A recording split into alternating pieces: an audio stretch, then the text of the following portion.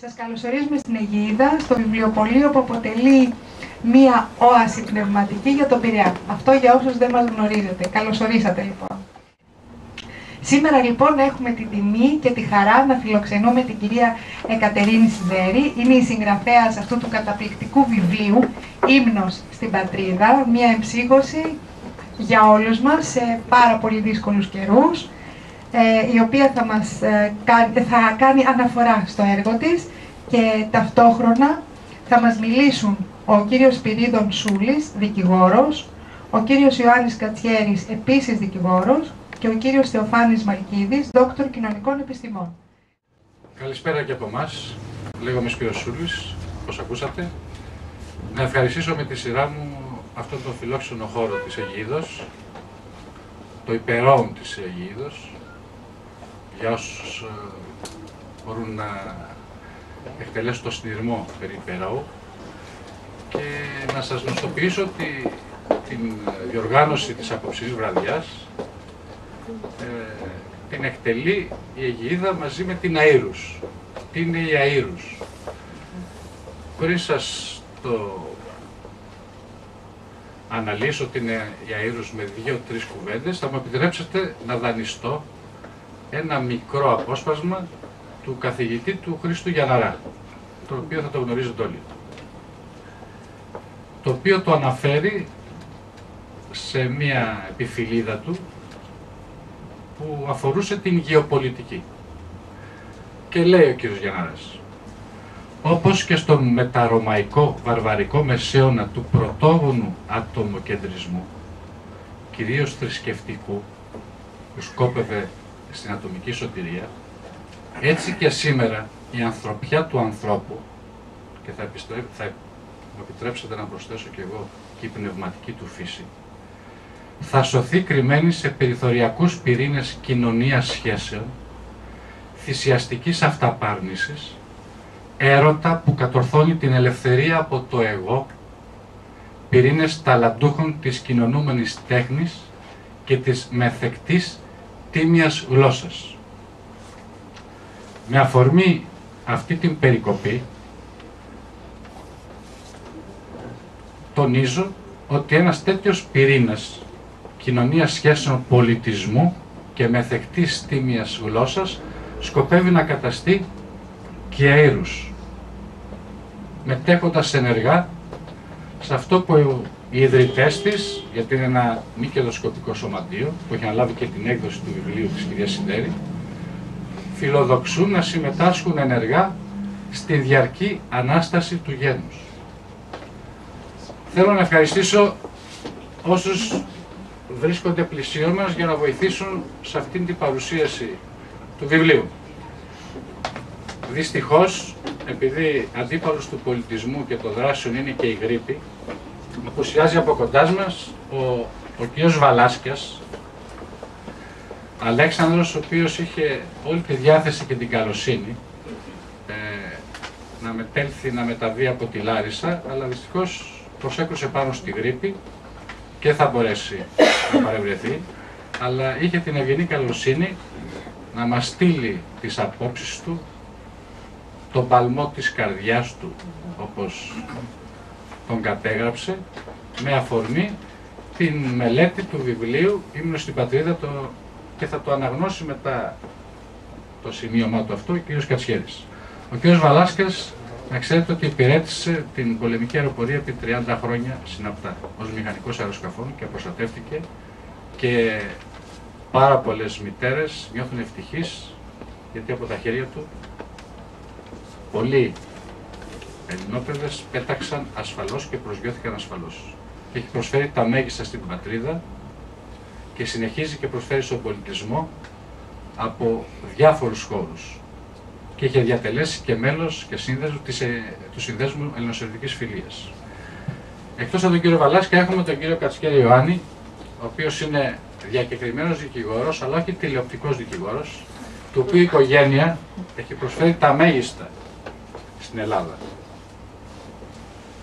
Για να μην επεκταθώ περισσότερο, γιατί είναι πάρα πολύ σεμνός. Και έχουμε και τον κύριο Μαλκίδη Θεοφάνη, ο οποίος είναι διδάκτορ κοινωνικών και πολιτικών επιστημών και τον διακρίνει η ταπεινοφροσύνη, γιατί αν αναζητήσετε το έργο του, για όσους δεν το ξέρετε, θα δείτε ότι είναι πολυπίκυλο. Και όπως συγκράτησα από μια χθεσινή μας συνομιλία, δεν αρέσκεται να ομιλεί με λόγους, αρέσκεται να ομιλεί με πράξεις. Είναι μέλος της Διεθνούς Ακαδημίας Αναγνώρισης Γενοκτονιών. Έχει συγγράψει πάρα πολλά, αρκετά βιβλία που αφορούν την πολιτική της Ελλάδας και της Ρουσικής για τη Θράκη, την προσαρμογή και συγκρότηση αγροτικής κοινωνίας στο Ελλαδικό κράτος, την οικονομία και κοινωνία του στον παρεψήνιο χώρο και μερικά άλλα. Με την άδειά σας, κύριε Μαλκίδη, θα αναφέρω αυτά. Και θα έχετε και την ευκαιρία να τον ακούσετε και οι ίδιοι. Και ερχόμαστε στο βιβλίο αυτό, το οποίο σήμερα παρουσιάζουμε. Θέλω να σας πω ότι αυτή η έκδοση του βιβλίου είναι η δεύτερη έκδοση. Η πρώτη έκδοση του βιβλίου, η οποία είχε βγει το 2005, είχε εκδοθεί, ήταν αυτή, η οποία δεν διατέθηκε στο ευρύ αναγνωστικό κοινό. Ήταν αριθμημένη έκδοση και επιλέξαμε, λόγω του περιεχομένου του βιβλίου, να την προωθήσουμε άφιλοκερδώς, τεστ δωρεάν, επιλεκτικά σε συγκεκριμένους ανθρώπους, οι οποίοι πιστεύαμε ότι έχουν αντιληφθεί την επικινδυνότητα των καιρών, έχουν αντιληφθεί τον εκτροχιασμό της πατρίδας μας και θεωρήσαμε ότι ως ένασμα αυτό το βιβλίο θα προσθέσει έμπνευση και καθοδήγηση στις αποφάσεις τους. Μεταξύ αυτών που το παρέλαβαν, μου επιτρέπετε τώρα γιατί δεν είναι ζωή, να σας πω ότι ήταν και ο αείμνηστος Τάσος Παπαδόπουλος της Κύπρου και αρκετοί άλλοι, οι οποίοι είναι ζώντες και αυτή τη στιγμή δεν χρειάζεται να τους αναφέρω.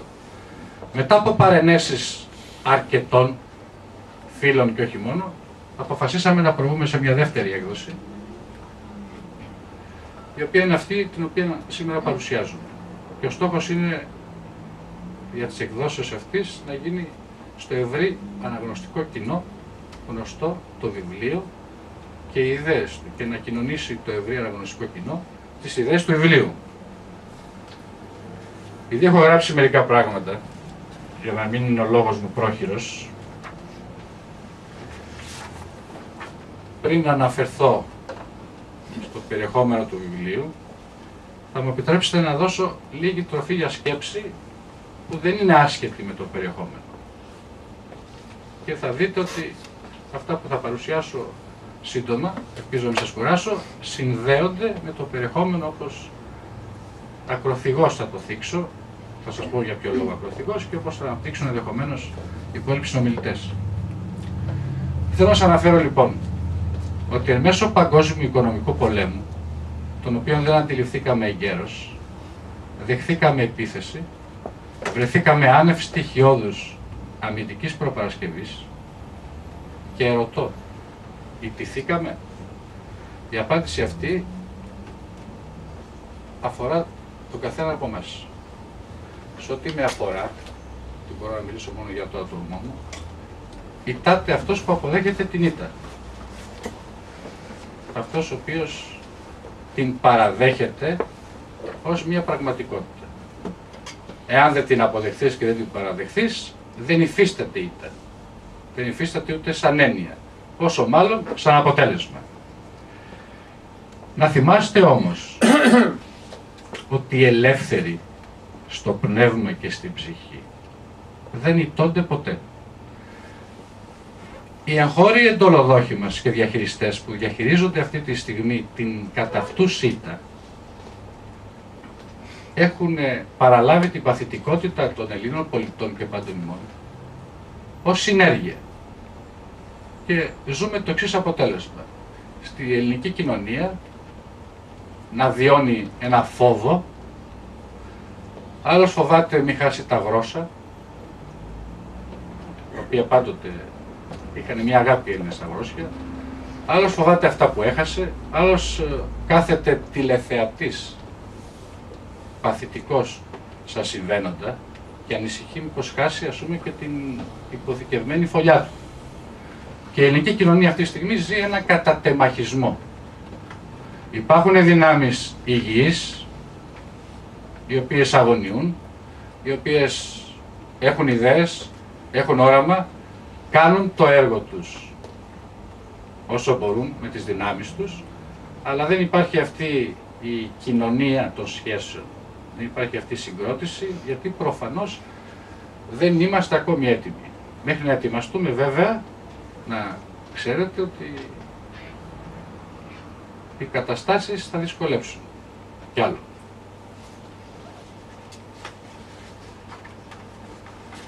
Θέλω να επισημάνω και το εξής, ότι πριν την υποδούλωση του σώματος και την εκδήλωση των συμπτωμάτων μιας οποιασδήποτε δουλείας, προηγείται η υποδούλωση του πνεύματος, και όσον αφορά τις πατρίδες, προηγείται μια υποδούλωση του πνεύματος των τέκνων της.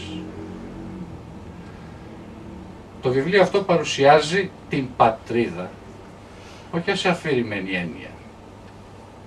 Η πατρίδα είναι μια ζώσα πνευματική οντότητα.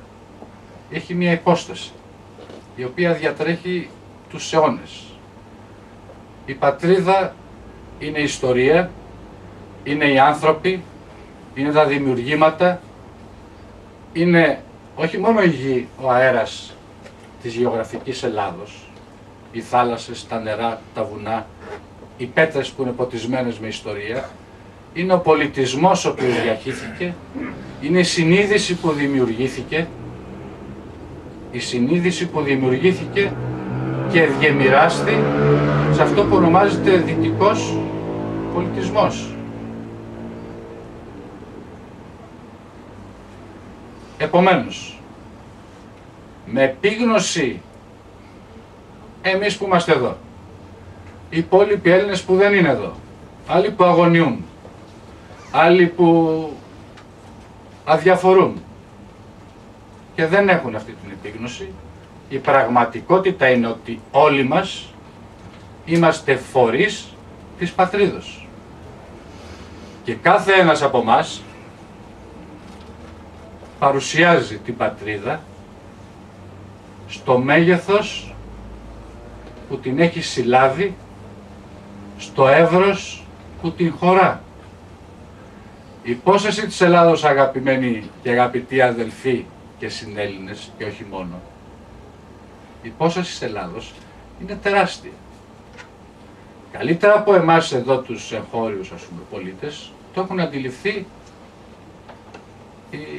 οι στην αλλοδαπή κατοικούντες. Δυστυχώς, βιώνουμε επί σειρά ετών μία πτώχευση πνευματική, μία πτώχευση γλωσσική, μία πτώχευση αξιών, και ως συνέπεια αυτής της πτώχευσης και της παρακμής επήλθε και η οικονομική πτώχευση.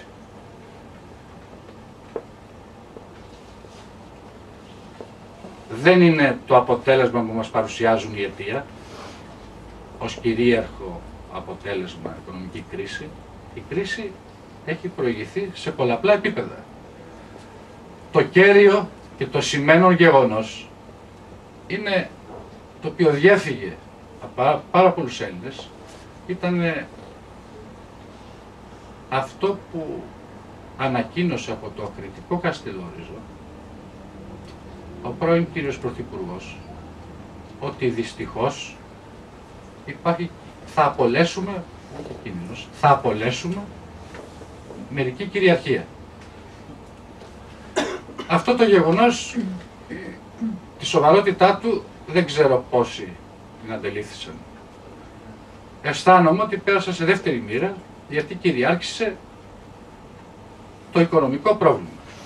Και στις σκέψεις των Ελλήνων, στις ψυχές τους, βάρινε το πώς θα βρουν χρήματα.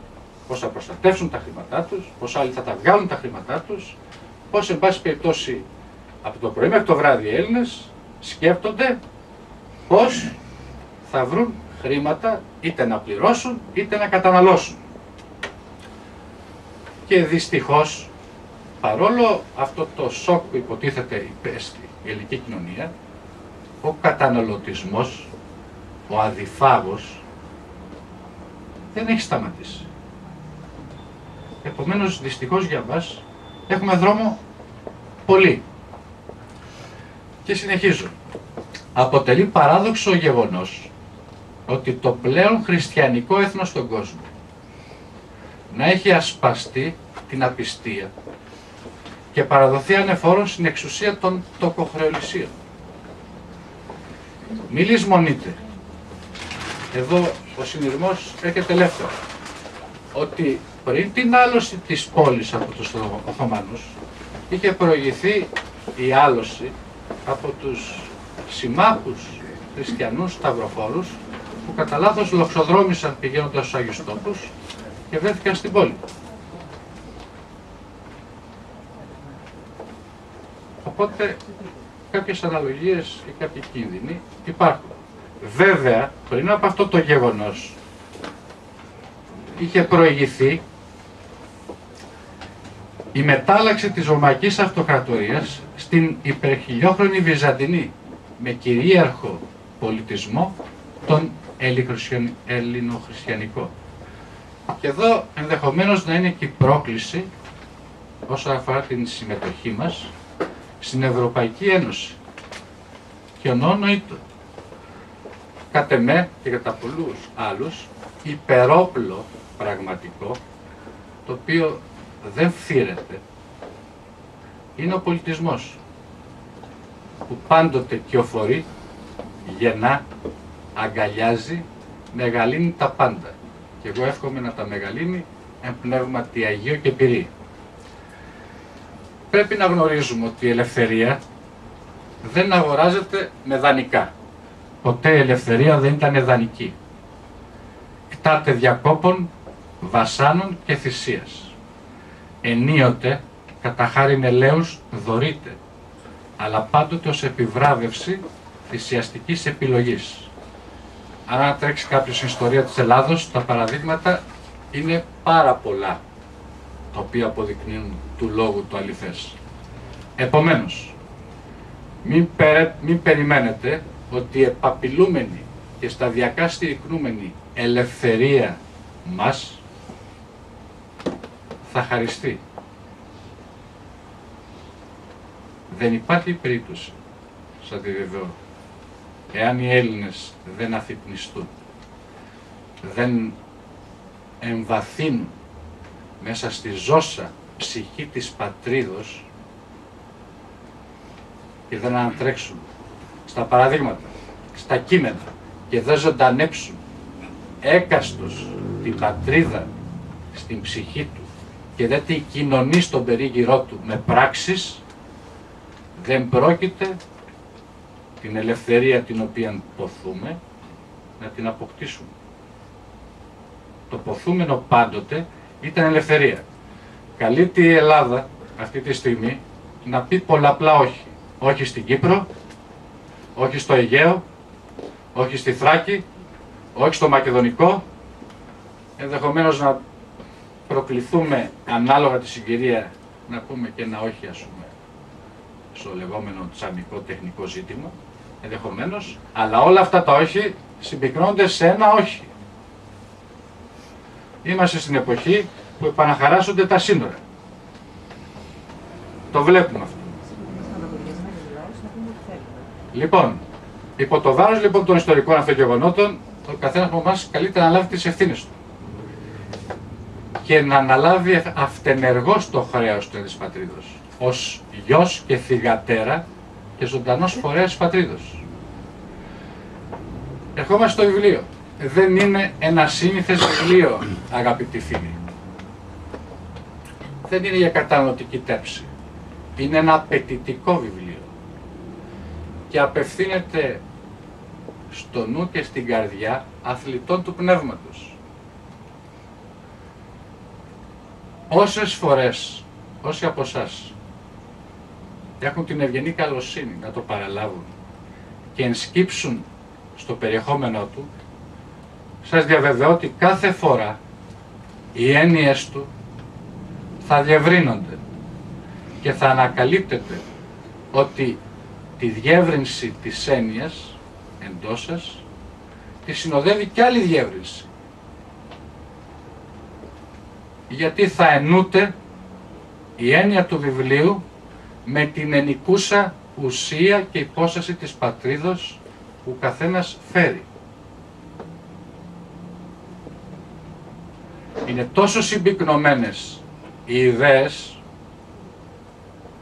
που ανοίγονται σταδιακά, όπως ανοίγει ένα άνθος την άνοιξη, την οποία αναμένει και ανοίγει και ανοίγει και ανοίγει.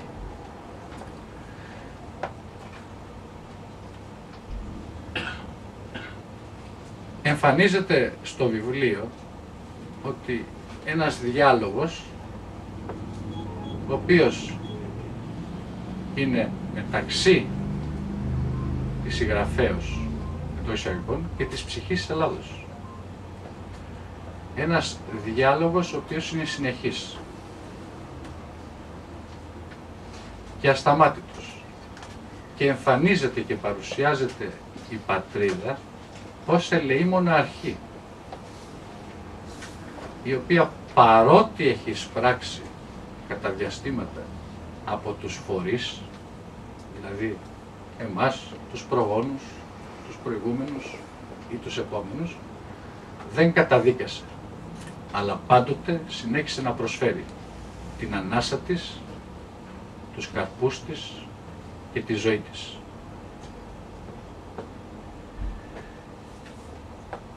Δεν θέλω να δώσω μασημένη τροφή όσον αφορά το βιβλίο. Δεν θέλω να αναφερθώ ονομαστικά και να κατονομάσω όλες τις ιστορικές περιόδους που εμπερικλεί ο ύμνος στην πατρίδα. Είναι προτιμότερο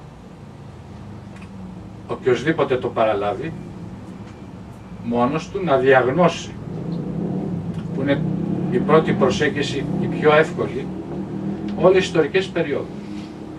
Και εφόσον η πρώτη αυτή απλή αποκάλυψη που θα ελευθερώνεται το βιβλίο θα του δημιουργήσει το ενδιαφέρον, μετά κάθε φορά που θα τολμά, και δεν χρησιμοποιώ τη λέξη τολμά τυχαία, που θα τολμά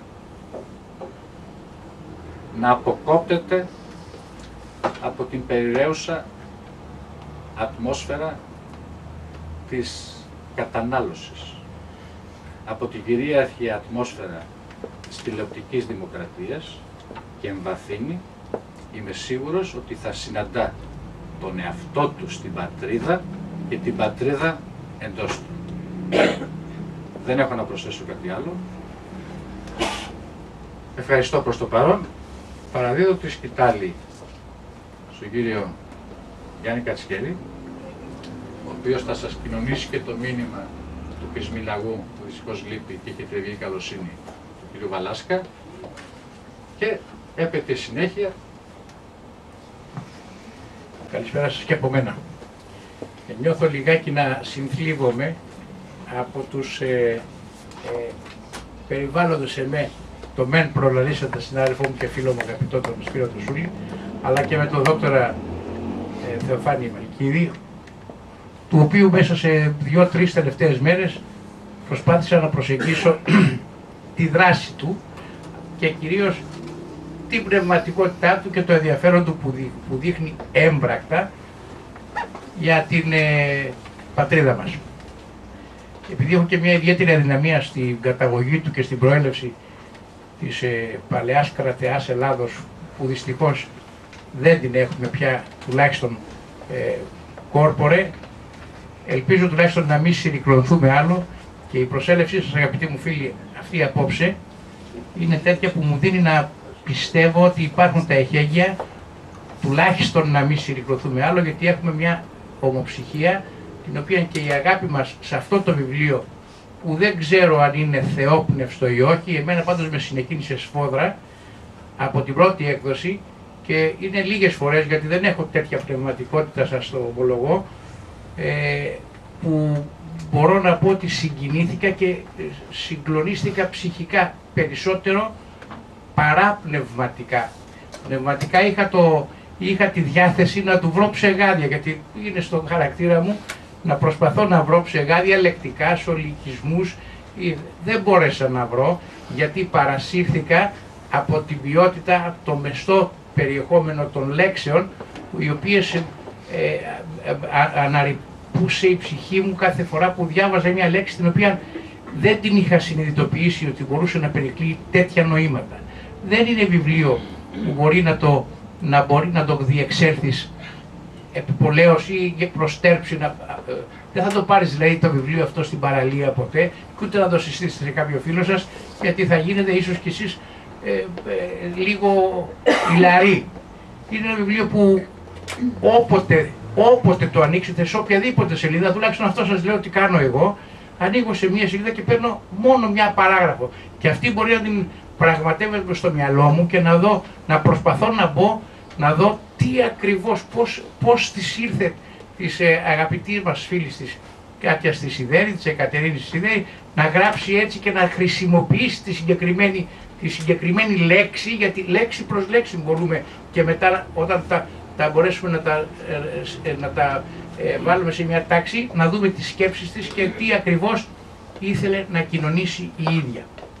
Πράγματι, επειδή θέλω και να σας μεταφέρω, γιατί άμα αρχίσω να εκτραπώ στη δικιά μου την συγκίνηση που ένιωθα και νιώθω στα 8-9 χρόνια που περάσαν από την πρώτη έκδοση, την οποία πραγματικά την αγάπησα, και ίσως αυτό ήταν το ένασμα του αγαπητού μου Σπύρου, ώστε να μου ζητήσει, να μην πω τη λέξη με παρακαλέσει, γιατί δεν θέλω και πολλά παρακάλια, να έρθω να πω τις δικές μου σκέψεις.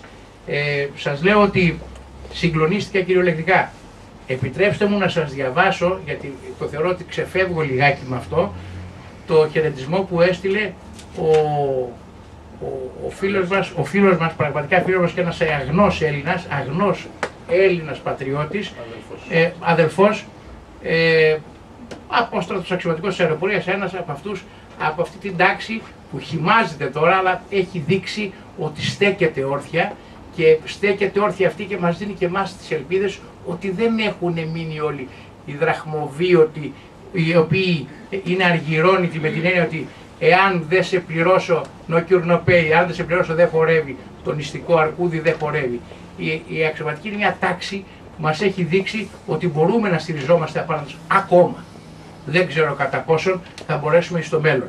Αλλά αυτή η ομοψυχία που βλέπουμε και παρατηρείται τώρα μεταξύ μας, νομίζω ότι είναι καλό στοιχείο, προϊονίζεται άριστα αποτελέσματα, ώστε να μπορέσουμε κάποτε, αν θα βρεθεί Illuminatum, αν θα βρεθεί φωτισμένος άνθρωπος, ώστε να ξεφύγουμε από αυτές τις εναλλαγές, κατά εν πολλής, τη λέξη ας μου επιτραπεί ο βαρβαρισμός, στημένες, μεταξύ τους αλλάζουν μεταξύ τους ρόλους, λες και εξαγνίζονται με τον άλλο ρόλο που θα πάρουν την άλλη φορά, αυτοί οι οποίοι κάθε φορά μέχρι τώρα, και ας προσέχαμε κι εμείς βέβαια, θεωρούν ότι έχουν την εν λευκό εντολή μας να μας οδηγήσουν στη δουλεία. Νομίζω δεν θα μπορέσουν. Λοιπόν, ας μου επιτρέψετε τώρα, γιατί πάλι ξέφυγα, να σας διαβάσω του αγαπητού μου φίλου, του αγαπητού μας φίλου, του κυρίου Βαλάσκα του Αλέχου. Αγαπητοί φίλοι διοργανωτές της σημερινής παρουσιάσεως του βιβλίου Ύμνος στην Πατρίδα, αγαπητή κυρία Σιδέρη, καλησπέρα σας. Αφού σας ευχαριστήσω για την τιμή που μου κάνατε να με καλέσετε να είμαι ένας εκ των παρουσιαστών του βιβλίου, θέλω να σας ζητήσω την κατανόησή σας, ώστε να συγχωρέσετε την απουσία μου που οφείλεται σε πρόσκαιρη ίωση που με ταλαιπωρεί από τριημέρου.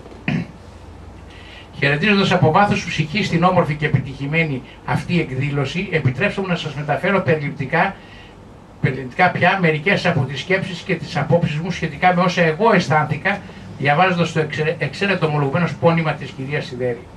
Με τη ματιά όχι του ειδικού βέβαια, καθότι η ταπεινότητα μου δεν διαθέτει από πλευράς επιστημοσύνης τις απαραίτητες και εξειδικευμένες γνώσεις, ώστε να προσεγγίσω επιστημονικά και να κρίνω γλωσσολογικά, ενιολογικά δομής του λόγου και νοηματοδοτικής απόδοσης στο συγκεκριμένο κείμενο. Αυτό είμαι σίγουρος ότι με επιτυχία θα πράξουν οι ειδικότεροι εμού μαΐστορες του λόγου παριστάμενοι. Αλλά κυρίως ο εξαίρετος επιστήμον και βαθιά ελληνόφωνο κύριος Στεφάνης Μαλκίδης, που μου είπε, κύριε Μαλκίδη, ότι σας γνωρίζει, σας έχει γνωρίσει και σας τιμά ιδιαίτερα. Η δική μου άποψη, κατάθεση ψυχής για το βιβλίο αυτό, θα περιοριστεί λόγω της απουσίας μου κωδικοποιημένα στα παρακάτω. Από την πρώτη στιγμή που πήρα στα χέρια μου αυτό το βιβλίο, χαρισμένο από το φίλο μου Γιάννη Κατσιέρη, και από την εμφάνισή του και μόνο, αυτό είναι η πρώτη επαφή που έχει κανείς μαζί του, είναι συγκλονιστική. Αυτή θα του παραμείνει μέχρι τέλους.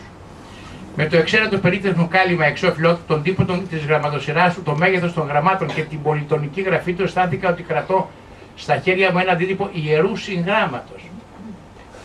Από την αφιέρωση της συγγραφέας, η αίσθησή μου ήταν ότι το πόνημα είναι γραμμένο με συναίσθημα, αλλά συγχρόνως και με βαθιά πατριωτική συνείδηση.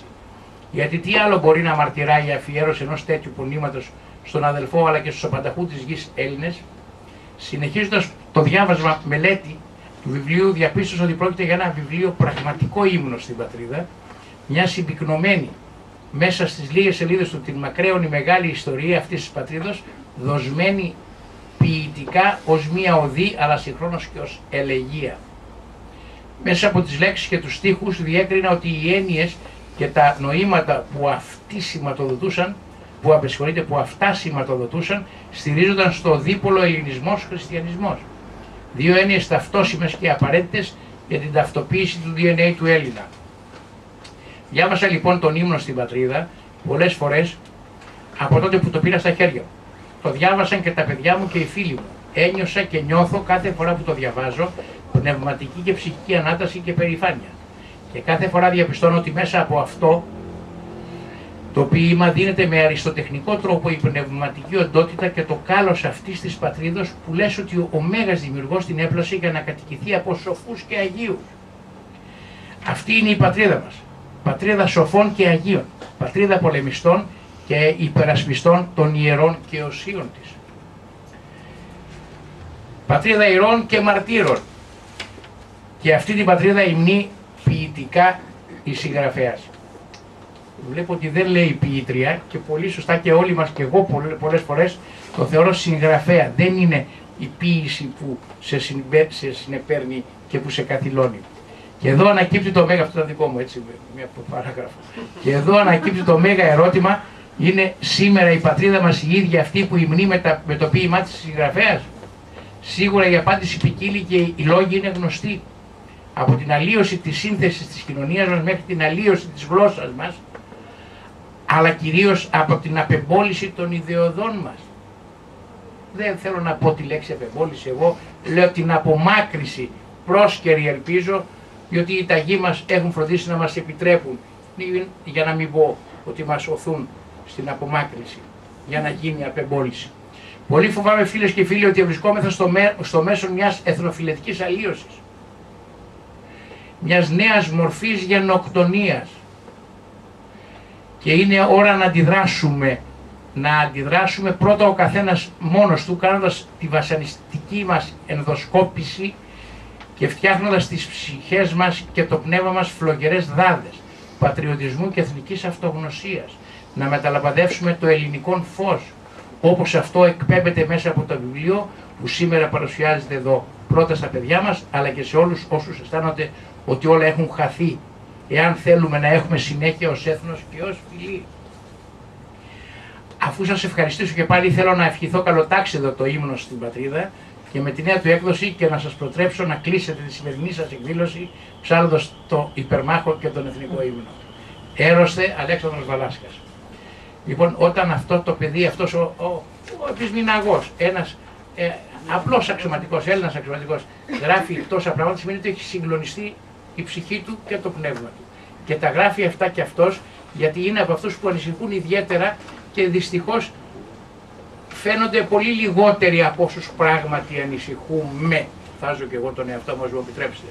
Λοιπόν, και λέω λοιπόν ότι θα πρέπει όλοι μαζί, πάνω απ' όλα, με το βιβλίο αυτό που είναι ιερό σύγγραμμα το έγραψε. Είναι πολύ ωραία έκφραση, δεν έχω να πω τίποτα παραπάνω, γιατί είναι και φίλοι μου και μην θεωρηθεί ότι πενεύει κανείς στο σπίτι του. Αλλά δεν μπορεί να τρέξει. Δηλαδή θα ήθελα να ξέρω, αγαπητοί μου φίλοι, πράγματι, ότι αν δεν είχα αυτή την εγκύκλια μόρφωση που έχω και ήθελα να ξέρω ένας άνθρωπος που δεν έχει, που δεν το εισπράττει όπως εγώ ίσως, να δω ένας μέσος άνθρωπος, αλλά καλός Έλληνας, πώς θα το αντιμετωπίσει.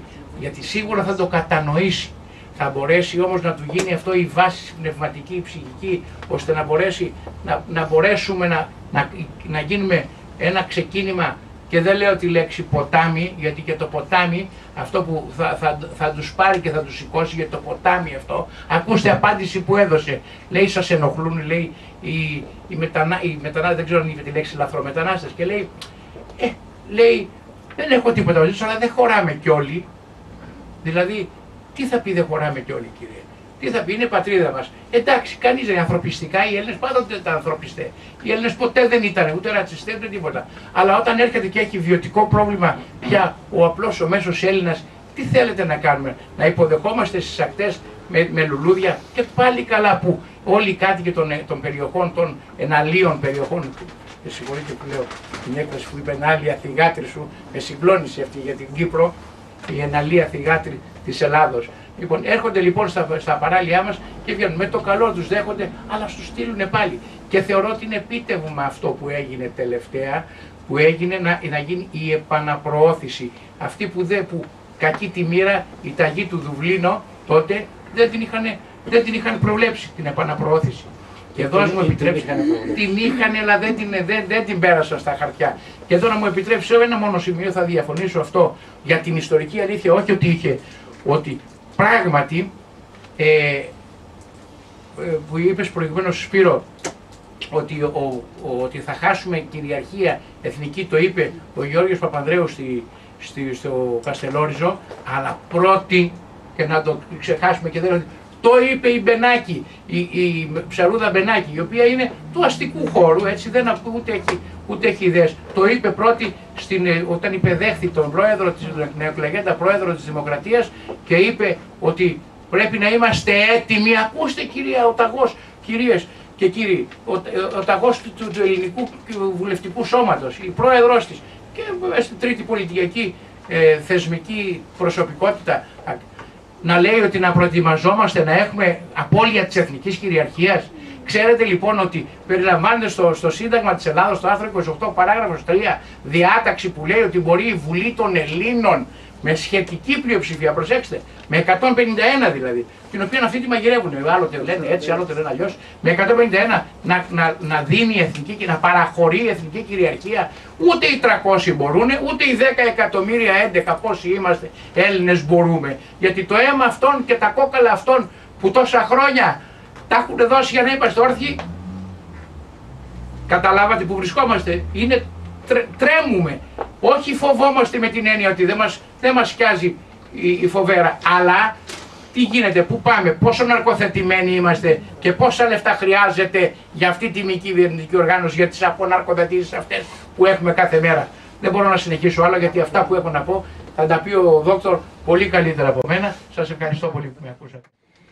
Να σας ευχαριστήσω πάρα πολύ για την πρόσκληση, να ευχαριστήσω όλους και όλες εσάς για την παρουσία σας.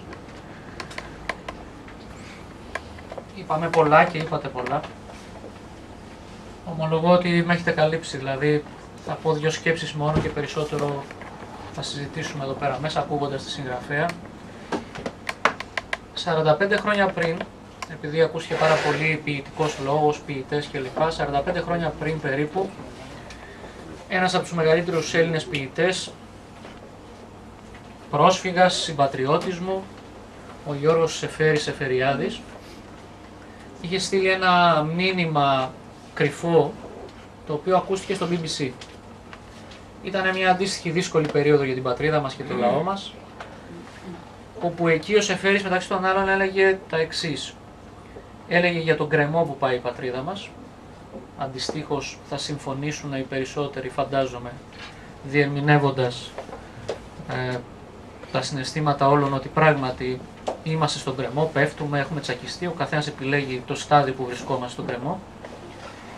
Και αυτό το οποίο είπε με πάρα πολύ ευθύτητα και ομολογώ ότι το έχω κρατήσει και ενδεχομένως είναι από τα πιο σημαντικά ακούσματα που έχω σε αυτή τη ζωή, είναι το γεγονός ότι δεν έχω κανένα φόβο, δεν έχω κανένα πολιτικό δεσμό, άρα μπορώ να μιλώ χωρίς φόβο και χωρίς πάθος.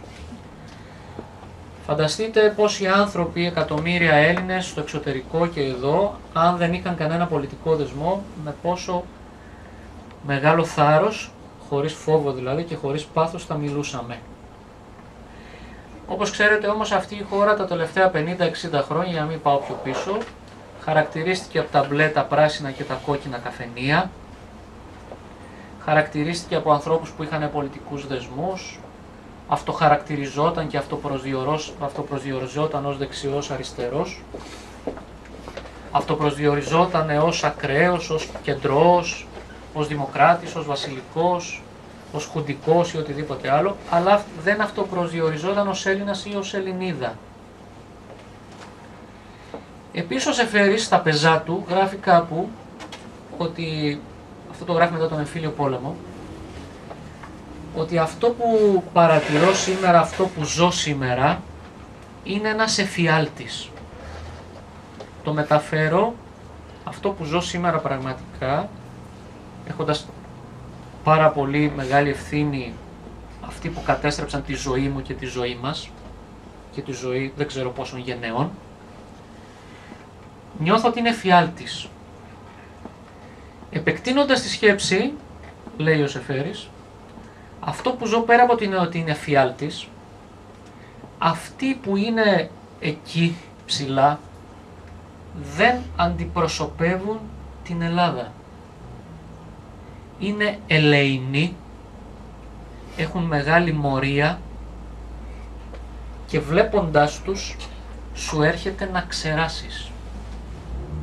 Αυτή δεν είναι η ζωντανή Ελλάδα, καταλήγει.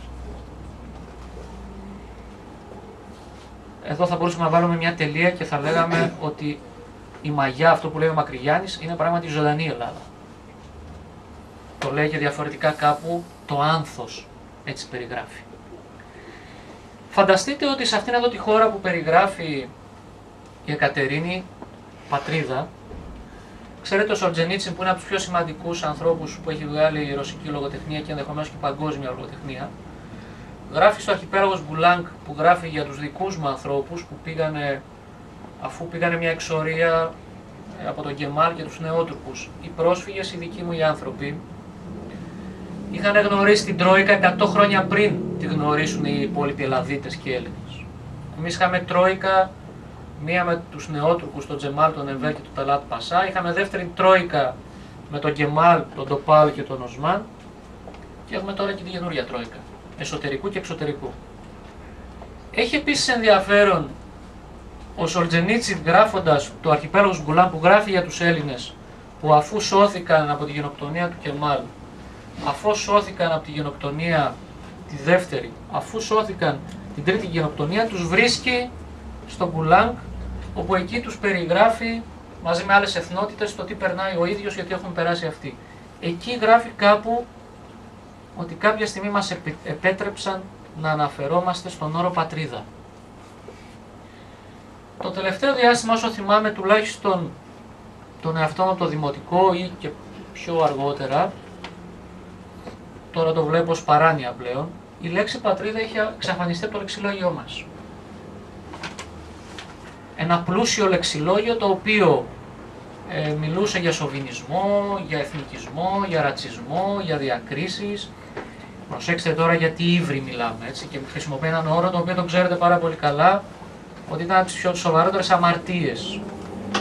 Ήταν το σοβαρότερο κρίμα. Στα λατινικά, όπως ξέρετε, και στα αγγλοσαξονικά, η λέξη crime, έγκλημα, προέρχεται από τη λέξη κρίμα. Το κρίμα στο λαό σου, στο λαιμό σου που λέμε. Εκεί λοιπόν το μεγαλύτερο έγκλημα ήταν η ύβρις. Ποια ήταν η ύβρις?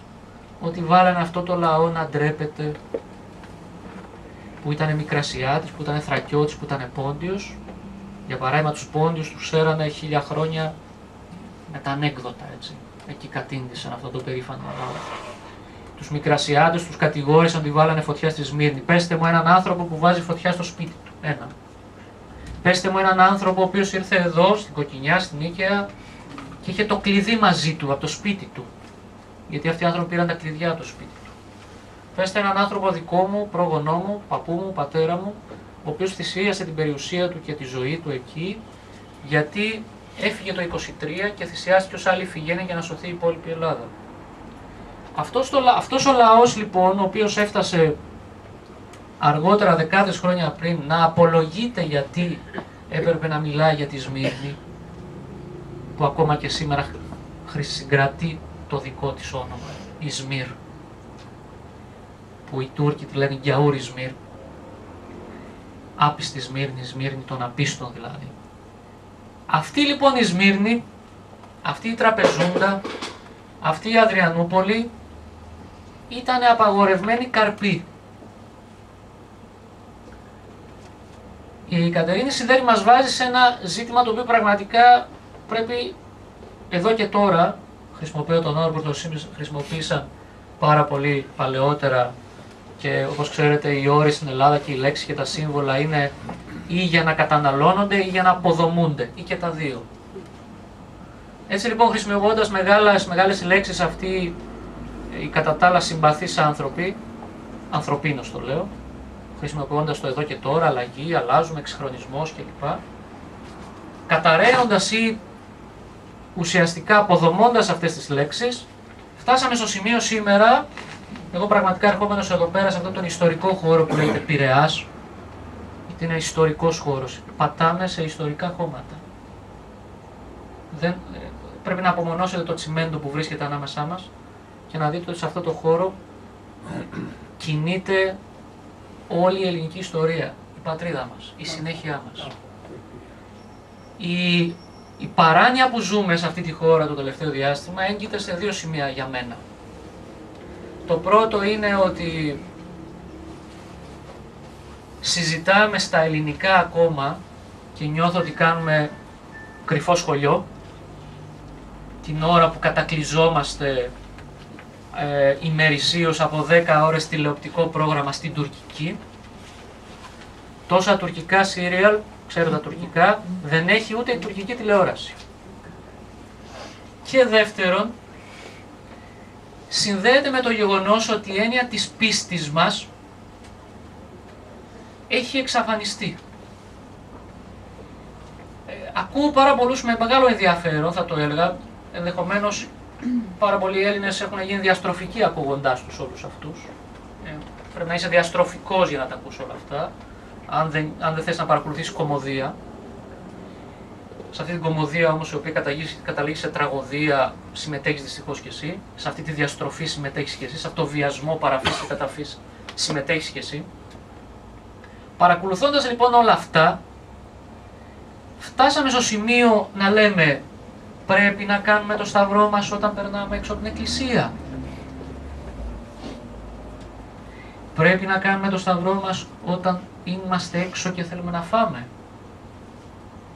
Πρέπει να μιλήσουμε ελληνικά με ελληνικά κανονικά όμως, όχι ελληνικά του Σιμίτη, ούτε ελληνικά του Γεωργάκη, ούτε ελληνικά του Σαμαρά, ούτε ελληνικά του Τσίπρα, ούτε ελληνικά πολλών άλλων, τα οποία δεν είναι ελληνικά. Φτάσαμε λοιπόν στο σημείο, σε αυτή την παράνοια, να συζητάμε για την έννοια της πατρίδας. Κοιτάξτε, ο Υψηλάντης, εδώ έχετε μια οδό πάρα πολύ ωραία, βέβαια είναι ανάμεσα σε σκουπίδια και τσιμέντο όπως πάρα πολλά πράγματα στην Ελλάδα. Υπάρχει μια οδός που λέγεται Υψηλάντη. Ο άνθρωπος ο οποίος έδωσε την ονοματοδοσία σε αυτόν εδώ το χώρο δεν μας δίνει αν ήταν ο Αλέξανδρος ή ο Δημήτριος, αλλά δεν πειράζει, όλη η οικογένεια Υψηλάντη είναι εξίσου σημαντική. Είναι από τους πιο σημαντικούς και ανιδιοτελείς ανθρώπους που έχει γεννήσει αυτός ο λαός. Έδωσε όλη την περιουσία του, παράτησε τα πάντα για να απελευθερώσει την πατρίδα. Ο Αλέξανδρος πέθανε 27 χρονών, νεότατος, υπασπιστής του Τσάρου. Νεότατος.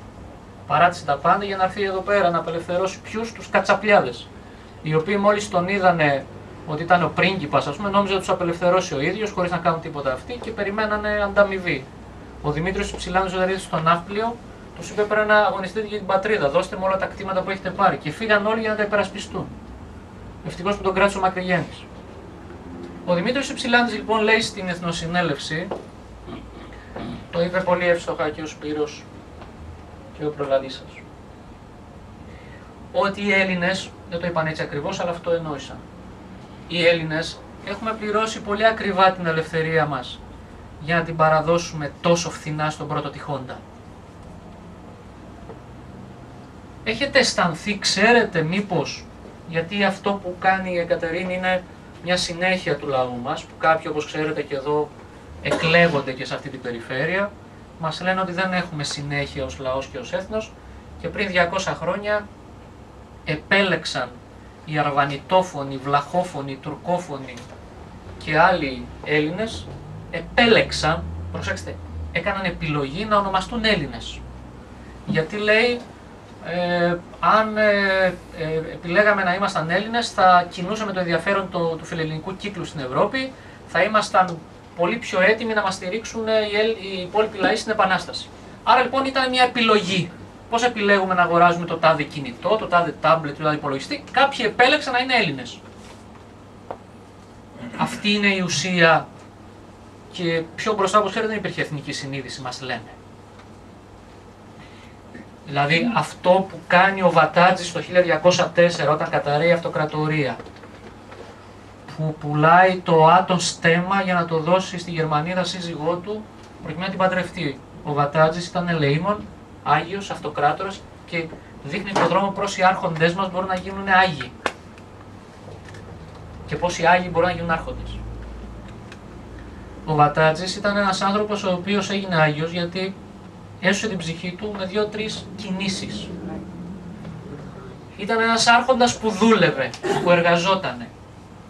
Εσείς ξέρετε κανέναν άρχοντα που να εργάζεται, ποια είναι η δουλειά του, αν του ρωτήσετε. Αυτός ήταν αυτοκράτορας της Νίκαιας και εργαζόταν. Και εργαζόταν ως κτηνοτρόφος και ως αγρότης. Και πούλησε τα αυγά από το κοτέτσι του, τα λέω απλά, γιατί έτσι είναι. Μέσα στην απλότητα μπορείς να βρεις τη σπουδαιότητα και μέσα στη σπουδαιότητα μπορείς να βρεις την απλότητα. Αυτός λοιπόν ο άνθρωπος πούλησε τα αυγά από το κτήμα του, αγόρασε το άτον στέμμα και το έδωσε στη σύζυγό του. Δεν πήγε να πάρει από το δημόσιο ταμείο για να κάνει δώρο στη σύζυγό του, όπως κάνανε πολλοί, όπως ξέρετε. Ορισμένους τους πιάσαν, αλλά άλλοι τόσοι είναι απ' έξω.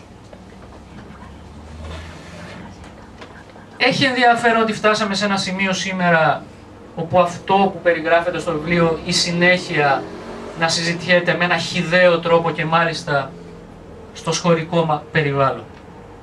Το οποίο σχολικό περιβάλλον καθημερινά, όχι με μορφή ρουτίνας, καθημερινά με συνέχεια και συνέπεια βιάζει τις συνειδήσεις παιδιών, Ελληνόπουλων, ανθρώπων οι οποίοι αργότερα προσπαθούν να βρουν το βηματισμό τους, αλλά δυστυχώς δεν μπορούν. Για παράδειγμα αναφέρει μέσα η Κατερίνη για τη συνέχεια και σχετίζει, θα το κλείσω σε λίγο, με τους πατέρες της Εκκλησίας. Ο Μέγας Βασίλειος, εξ όσων γνωρίζω και εξ όσων γνωρίζουμε, δεν είναι αυτός που περιγράφεται στο γνωστό αναψυκτικό, καταρχήν. Ο Μέγας Βασίλειος ήταν ένας ασκητικός Άγιος, ο οποίος σπούδασε εδώ, σε αυτά εδώ τα χώματα, ο οποίος έχει γράψει ίσως το πιο ωραίο κείμενο για τον πλούτο. Όπως ξέρετε, ένας Άγιος ο οποίος έδωσε όλη την περιουσία του στους φτωχούς, τη μοίρασε όλη. Την ίδια στιγμή λοιπόν που ξέρω αυτόν τον Άγιο Βασίλειο, υπάρχουν σχολικά βιβλία τα οποία περιγράφουν τον Άγιο Βασίλειο, ο οποίος κάνει μπουγάδα. Στην τετάρτη τάξη δημοτικού υπάρχει ένα κείμενο που επιγράφεται η μπουγάδα του Άη Βασίλη. Ο οποίος Άη Βασίλης γράφει μέσα το κείμενο, βγάζει το σόβρακό του, αυτά τα γράφει το βιβλίο της τετάρτης δημοτικού, δεν τα λέω εγώ. Βγάζει το σόβρακό του, απλώνει την μπουγάδα του και η γυναίκα του Άη Βασίλη του κάνει παρατηρήσεις. Υπάρχουν κείμενα που εκχυδαΐζουν την έννοια της πατρίδας. Ο ηρωισμός πλέον δεν είναι ηρωισμός της 28ης Οκτωβρίου, της 25ης Μαρτίου, αλλά είναι ηρωισμός της γάτας, της Σόνιας που ειδοποιεί την πυροσβεστική. Είναι έμφοβα όντα τα οποία διαβάζουν ελληνικά και μαθαίνουν ελληνικά μέσα από συνταγές μαγειρικής. 45 συνταγές μαγειρικής από την πρώτη στην έκτη τάξη δημοτικού. Μαθαίνουν τα παιδιά μας γράμματα μέσα από συνταγές για κεφτεδάκια και μακαρόνια με κιμά. Τι πατρίδα μπορεί να σκεφτεί αυτό το παιδί? Μαθαίνουν τα παιδιά μας γράμματα μέσα από οδηγίες χρήσης της καφετιέρας. Και όταν ρωτήθηκε από δημοσιογράφο πρώην Γενική Γραμματέας του Υπουργείου Παιδείας, απήντησε για ποιο λόγο είναι αυτό το κείμενο, για να κάνουν τα παιδιά της 5ης Δημοτικού καφέ στους γονείς τους. Στην 6η Δημοτικού υπάρχει οδηγίες χρήσης του κλιματιστικού. αν χαλάσει καμία φορά το κλιματιστικό στο σπίτι σας, να καλέσετε παιδί της έκτη δημοτικού, ξέρει να το επιδιορθώνει. Στην πρώτη γυμνασίου υπάρχει κείμενο που εσείς που είστε νομικοί, αν το δείτε, γιατί εμείς το έχουμε στείλει εκεί που πρέπει να το έχουμε στείλει, αν το δείτε εσείς, είναι στο νομικό πολιτισμό της Ουγκάντα, δεν μιλώ για νομικό πολιτισμό ευρωπαϊκής χώρας, στο νομικό πολιτισμό της οποιασδήποτε υποσαχάριας χώρας, είναι αποπλάνηση ανηλίκου και παιδεραστία. Στην πρώτη γυμνασίου. Για να καταλήξω.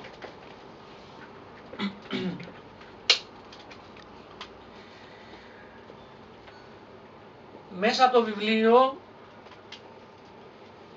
πρέπει, μάλλον από τέτοια βιβλία, πρέπει να αναδειχτούν οι ηγέτες. Ενδεχομένως αυτό που είπατε να μην αφορά μόνο τον πεφωτισμένο τον ένα. Όπως ξέρετε, οι Έλληνες και στην Επανάσταση ακόμα είχαμε συλλογική ηγεσία, βέβαια κάναμε και εμφύλιο, μαλώναμε μεταξύ μας, αλλά τουλάχιστον συλλογικά κάτι έγινε. Ενδεχομένως να μην φτάσουμε στο σημείο να ψάχνουμε τον έναν, αλλά να ψάχνουμε τους πολλούς. Χρειαζόμαστε τέτοια κείμενα προκειμένου να εμπνεύσουν και ενδεχομένως χρειαζόμαστε να κάνουμε πράξη πολλά από αυτά τα οποία περιγράφονται ως συνέχεια.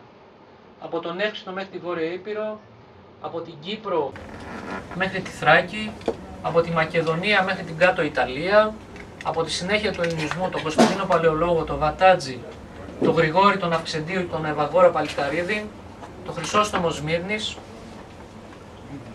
τον Θεόδωρο Κολοκοτρώνη, τον Αθανάσιο Διάκο, και όπου υπάρχει Έλληνας ο οποίος έδωσε τη ζωή του για αυτή την πατρίδα. Ξέρετε, μπορεί να γράφονται συνταγές μαγειρικής στα σχολικά μας βιβλία, αλλά δεν υπάρχει ούτε μία αναφορά. Ξέρουμε πολύ καλά ο καθένας μας πόσο χρωστάει, έτσι, πόσο έχει να δώσει στη ΔΕΗ, στα χαράτσια κλπ. Αλλά πουθενά δεν έχουμε μάθει πόσοι Έλληνες, λέω για παράδειγμα, έχουν σκοτωθεί στην Επανάσταση. Υπάρχει κάποιος να μας πει πόσοι Έλληνες έχουν σκοτωθεί στην Επανάσταση μέσα σε 7-8 χρόνια? Ένα νούμερο.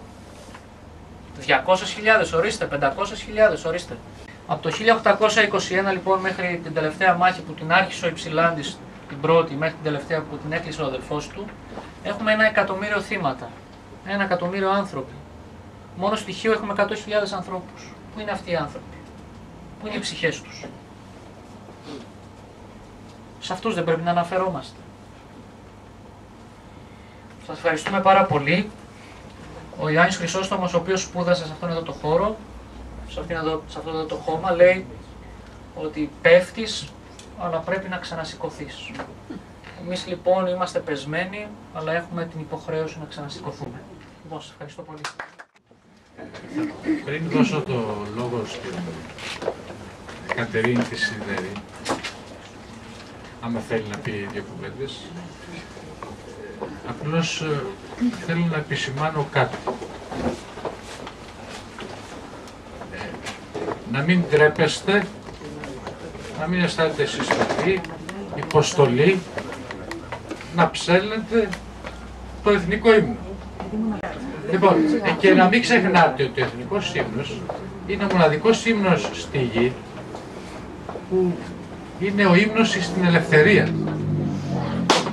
Κανένα άλλο κράτος, καμία άλλη χώρα δεν έχει ύμνο στην ελευθερία.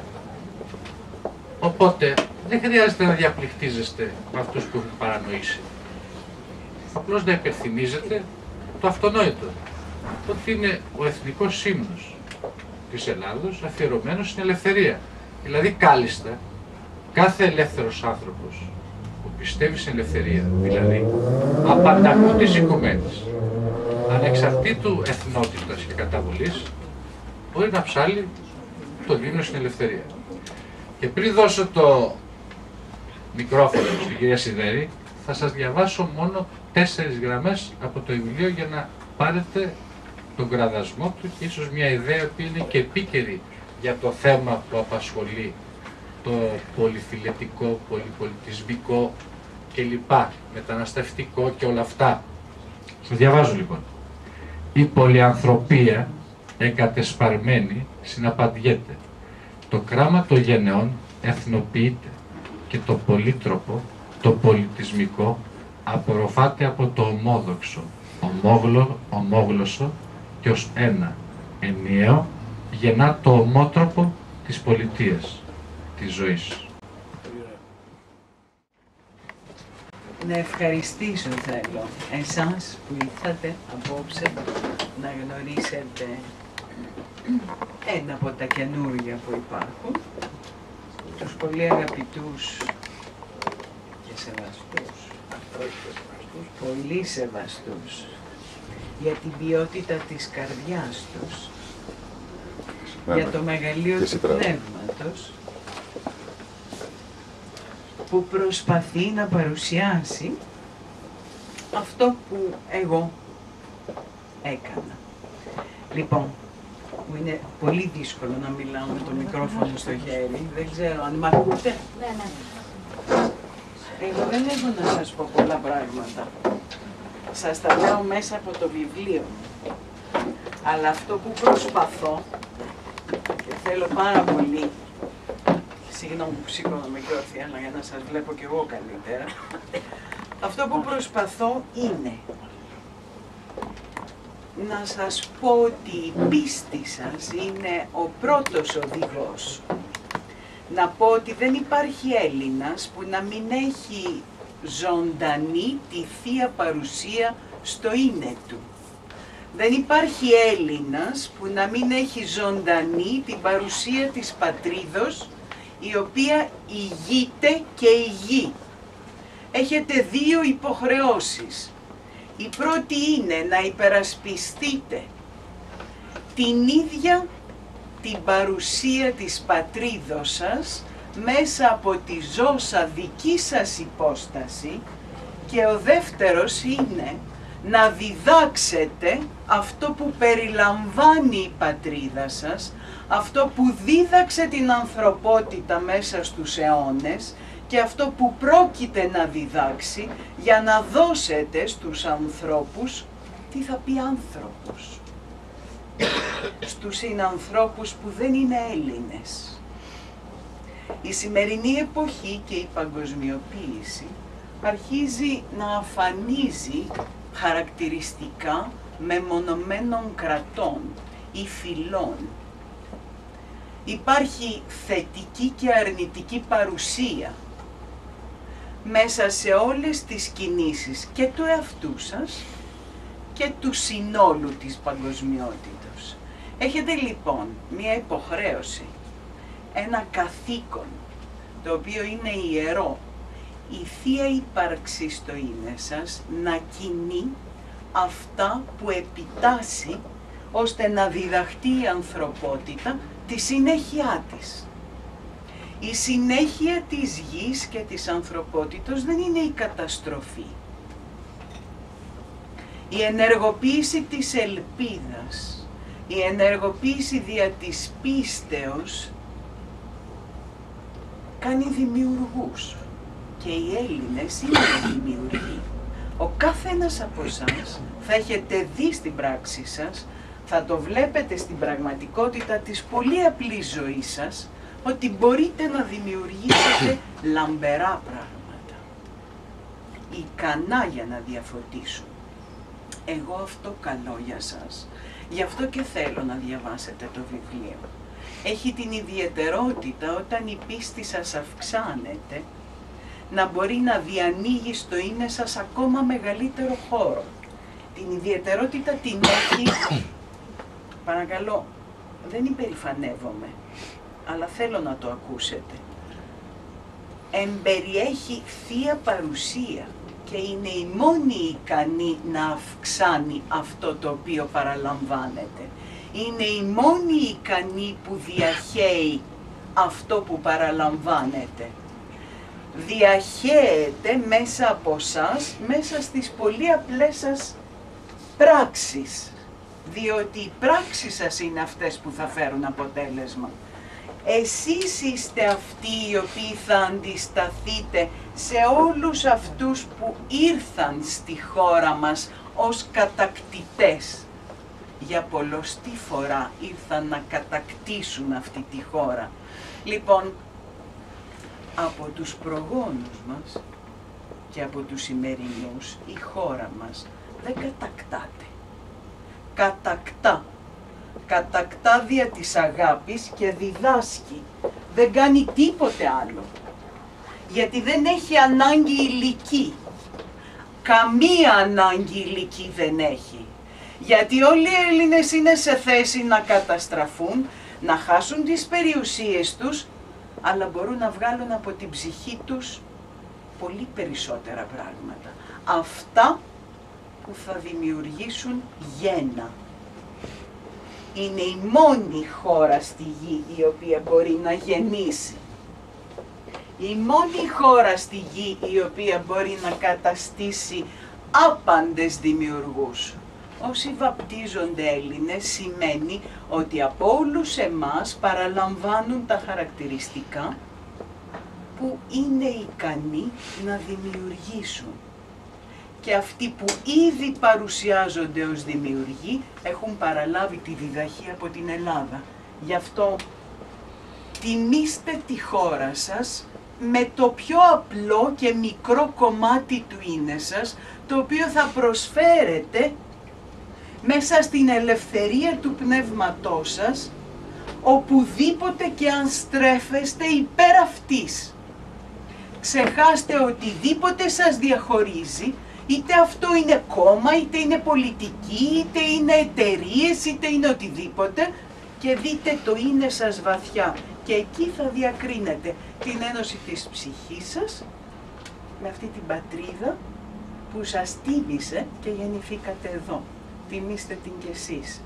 Εσείς όταν ενσκύψετε μέσα στην ελληνική συνείδηση την οποία φέρετε. Αυτοί που διαφυλάττουν. Όλοι οι Άγιοι και όλοι αυτοί που τίμησαν τη χώρα ετούτη στα προηγούμενα χρόνια. Λοιπόν, έχετε μία υποχρέωση και ένα ιερό καθήκον και εύχομαι με όλη την αγάπη της καρδιάς μου να την ενεργοποιείτε. Να την ενεργοποιήσετε αμέσως και να συνεχίσετε να διατηρείτε ζωντανή την ενεργοποίησή της. Αυτό έχω να σας πω. Δεν θέλω να σας κουράσω άλλο. Να καπνίσετε και τα τσιγάρα σας για να πείτε λίγο νεράκι. Χάρηκα πάρα πολύ. Σας ευχαριστώ πάρα πολύ. Της εκδήλωσης, ιδιαίτερη ευχαριστία στον κύριο Μαλκίδη που ήταν τον προμαχώνα του Εύρου για την εκδήλωση. Ευχαριστώ πολύ.